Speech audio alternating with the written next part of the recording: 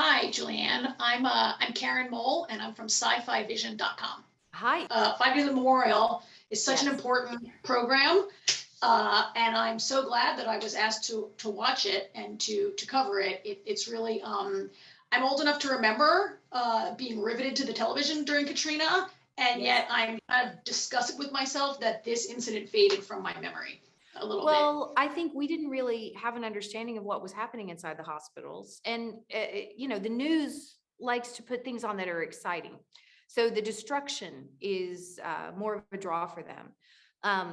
But, and we have Sherry Fink's Pulitzer Prize winning reporting to thank for any of us knowing this story, frankly.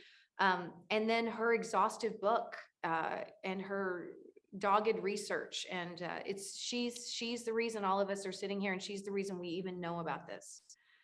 So Yeah. yay, Sherry, our tiny fierce journalist warrior. Oh, yeah, she did. Yeah. She did incredible work.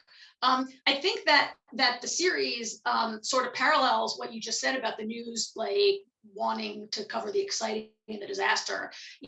As I watched the show, episode one, I felt like I was watching like an old Irwin Allen disaster. Like I'm watching the Poseidon Adventure. I'm watching the Towering Inferno. Right? The show feels like this epic disaster movie with then intense depth.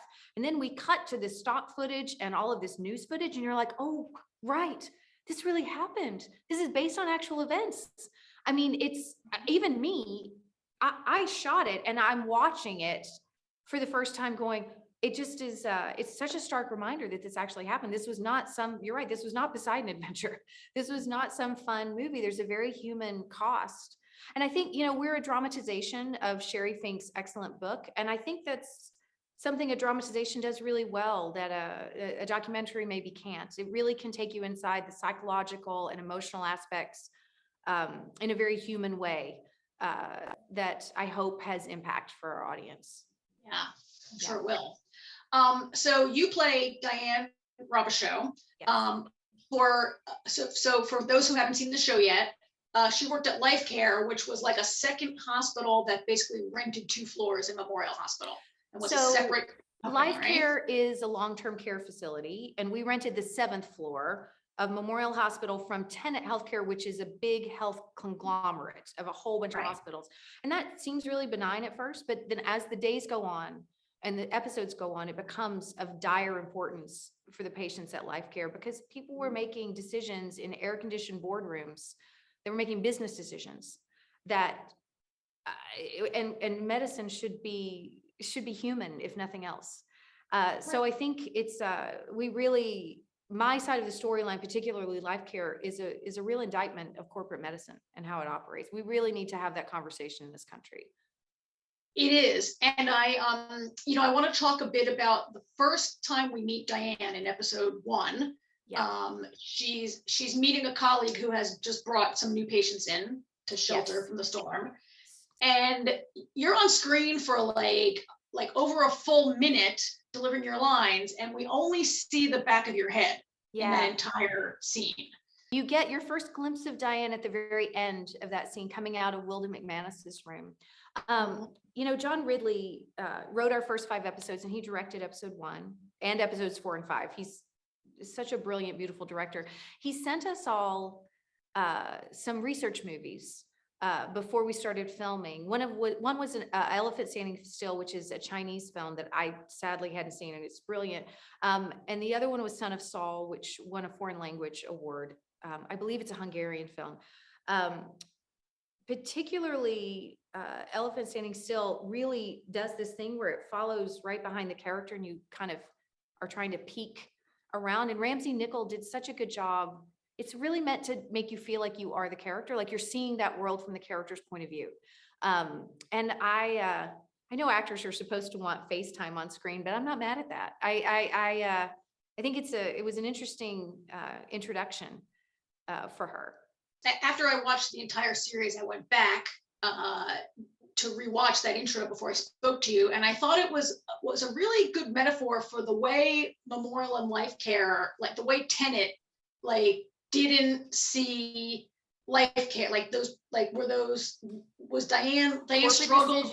I mean, corporate decisions dehumanize, right?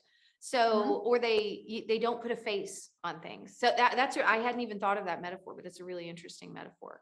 Yeah, I really, so, you know, throughout the series, Diane struggles a bit to say, like, we're here, like, you don't have a disaster plan, we don't have one either. I got Right. patients that are probably the sickest patients were the patients in Diane's care. Yeah, the ICU level where Adipero Yeah. GA's character is, and then life care, right? I think two things. I think that there were assumptions made about the life care patients because of their age, which is not okay. Those patients, there was a wide range of health level of those patients. But there were just assumptions made. I also think Diane, my character is operating on a level, assuming that we all are working on the same moral compass, that it's a disaster, we all pull together. Of course, you get the sickest patients out first. They rely on, you know, ventilators, things that require electricity. And this show, her arc is really kind of systematically watching her lose faith in humanity. I mean, you really see her assume that they'll be informed, discover they're not informed, and go down and say, hey, remember us. And then, you know, continue to fight and fight and fight for her patients. And that moment, there's a scene with Cherry Jones and Jessica Greco, who plays her assistant, where Diane realizes what's going on. And it really has not occurred to her yet. And I think that's the moment we see her just break on the inside completely. There's something is just broken there that I don't know if you fully get back. Yeah. How do you not a loss of innocence, but like something even worse, right? Like complete loss of faith in your fellow human beings. In your fellow man. Yeah. I mean, look, there's a larger discussion to be had here about the fact that it never should have come down to that. These people were abandoned on every level of institution and government that was supposed to show up for them, from their own corporations to the institutions to the local, state, and federal government. It felt like no one wanted to take responsibility for the mess. And so no one stepped into, there was this vacuum where leadership should have existed. And it was missing. They were just completely abandoned. And that is not okay. And if you're going to place responsibility on something or someone, I would love to see us place the responsibility there, because that's an area where we can really make a difference in the upcoming collective crises that we face.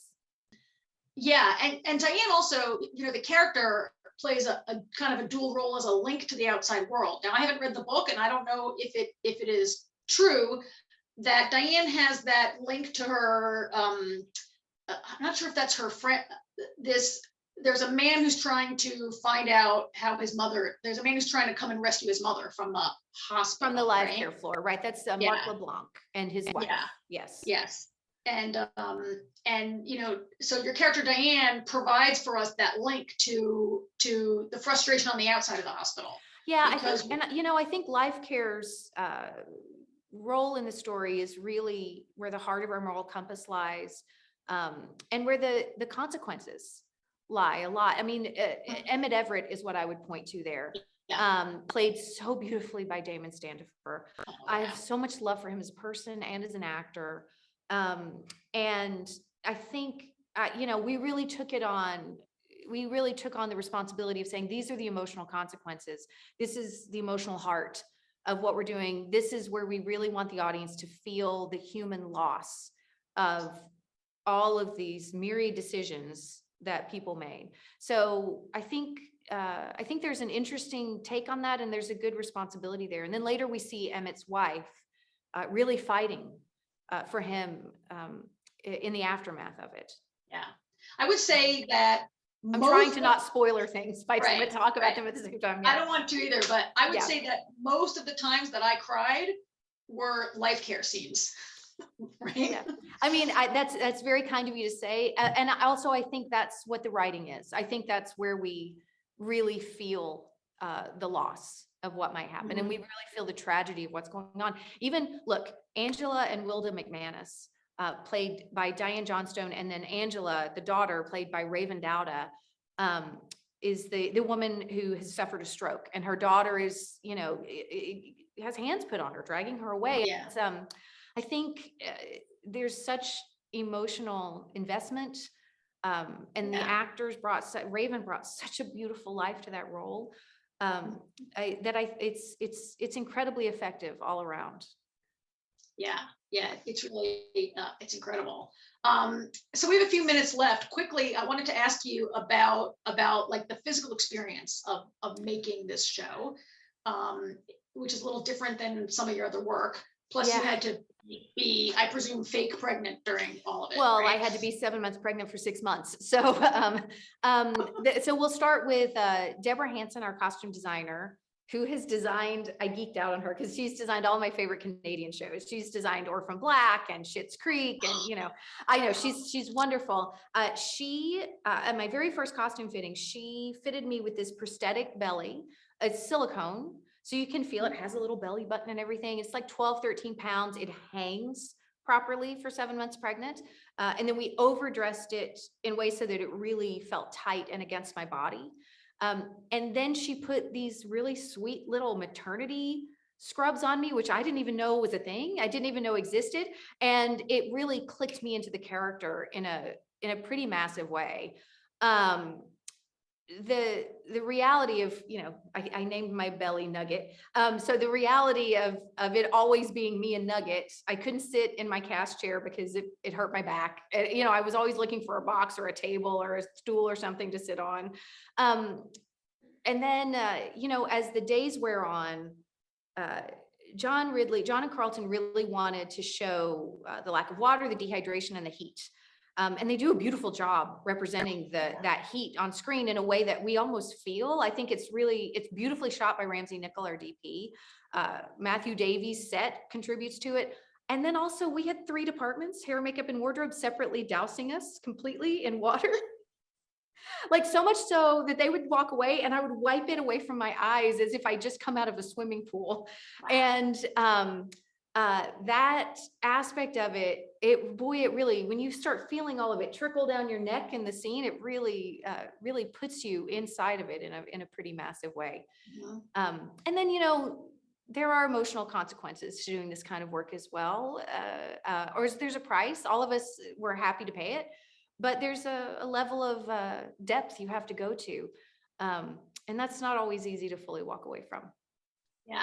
Oh, I can imagine. Especially when it's based on actual events. It's just, I'm still haunted by some of it. Yeah. And especially when the takeaway is this could happen again. Really. We have seen this happen again. Yeah. Recently, I keep saying that John Ridley said at our very first cast meeting, he gave us a variation on a Mark Twain quote: "History doesn't repeat itself, but it does rhyme." And boy, in the 17 years since Katrina, have we seen this rhyme over and over again. And frankly, we're not getting that much better at it.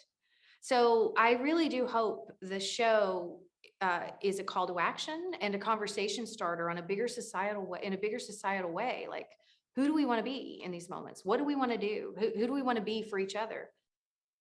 Yeah. Well, thank you very much. I agree with you. It's such an important show. Thank you for helping to create this program. Thank you for making time with us today. And I can't wait to see how it's received. Oh, thank you so much. And thank you for watching it so thoughtfully. Oh, you're welcome. Have a great day. Yeah, you too.